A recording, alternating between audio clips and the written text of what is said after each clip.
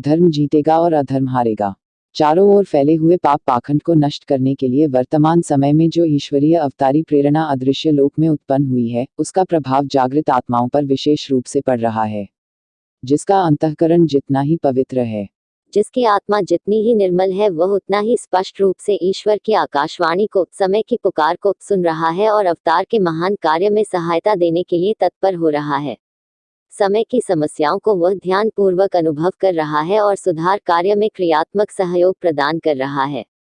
जिन लोगों की आत्माएं कलुषित है, पाप, अनीति और घोर अंधकार ने जिनके अंतःकरण को अड़क रखा है, वे उल्लू और चमगादड़ की तरह प्रकाश देखकर चिढ़ रहे हैं। वे कुछ काल से फैली हुई अनीति को सनातन बताकर पकड़े रहना चाहते हैं। सड़े गले कुविचारों का समर्थन करने के लिए पोथी पत्र ढूंढते हैं।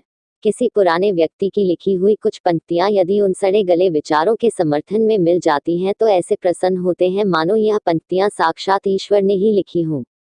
परिस्थितियां रोज बदलती हैं और उनका रोज नया हल ढूंढना पड़ता है। इस सच्चाई को वे अज्ञानग्रस्त मनुष्य समझ न सकेंगे और जो कुछ पुराना सब अच्छा, जो नया सो सब बुरे कहकर अपने अज्ञान और स्वार्थ का समर्थन करेंगे। दीपक बुझने को होता है तो एक बार वह बड़े जोर से जलता है। प्राणी जब मरता है तो एक बार बड़े जोर से हिचकी लेता है। चींटी को मरते समय पंख उगते हैं। पाप भी अपने अंतिम समय में बड़ा विकराल रूप धारण कर लेता। युग परिवर्तन की संध्या में पाप का इतना प्रचंड, उग्र और भयंकर रूप दिखाई देगा जैसा कि सदियों से देखा क्या सुना भी न गया था।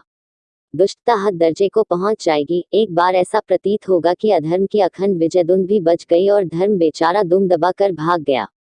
किंतु ऐसे समय भयभीत होने का कोई कारण नहीं। यह अधर्म की भयंकरता अस्थायी होगी, उसकी मृत्यु की पूर्व सूचना मात्र होगी।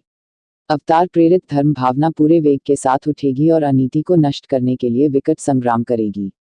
रावण के सिर कट जाने पर भी फिर नए उगाते थे, फिर भी अंततः रावण मर ही गया।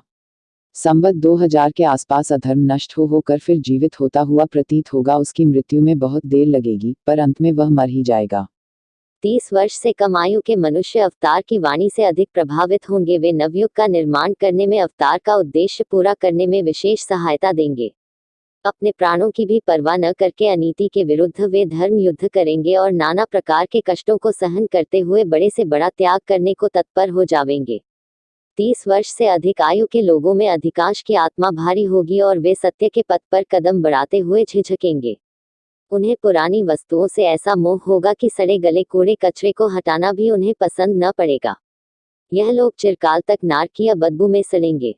दूसरों को भी उसी पाप पंथ में खींचने का प्रयत्न करेंगे। अवतार के उद्देश्य में, नवयुग के निर्माण में हर प्रकार से यह लोग विघ्न बाधाएं उपस्थित करेंगे।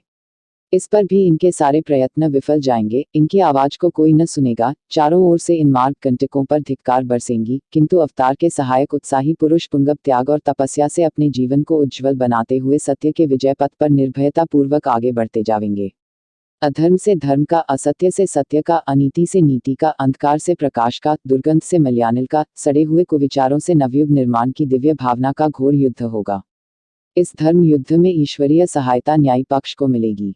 पांडवों की थोड़ी सेना कौरवों के मुकाबले में, राम का छोटा सा वानर दल विशाल असुर सेना के मुकाबले में विजयी हुआ था। अधर्म अनीति की विश्वव्यापी महाशक्ति के मुकाबले में सतयुग निर्माताओं का दल छोटा सा मालूम पड़ेगा, परंतु भली प्रकार नोट कर लीजिए, हम भविष्यवाणी करते हैं कि निकट भविष्य में सारे पाप प्रपंच ईश्वरीय कोप की अग्नि में जल जलकर भस्म हो जाएंगे और संसार में सर्वत्र सद्भावों की विजय पताका फहरावेगी।